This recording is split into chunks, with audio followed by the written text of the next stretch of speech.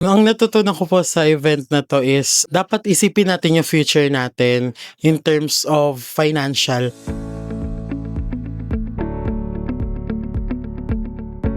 Kami mga bata ngayon na talagang wala pang kaalaman tungkol sa pera, kailangan talaga namin matutunan na kung paano mag-ipon, paano gumastos ng tama. Ngayon talaga ang pinaka natutunan ko po is para maging maganda yung future natin is mag-invest tayo. Pag nag-invest tayo, mag-grow yung pera natin. So may magagamit tayo in the future and hindi tayo mawawala in the future. Nakatumatak po sa utak ko is having financial discipline will help you a lot in the future. Hindi po dapat tayo basta-bastang nagsispend ng money sa kung saan-saan. We should know and we should learn yung wants po natin sa needs po natin. Yung pag-suspend ng money wisely po talaga is the key. Through that po, matututo ka po mag-handle ng money mo in the future and mas magkakaroon ka po ng great mindset when it comes to handling your money.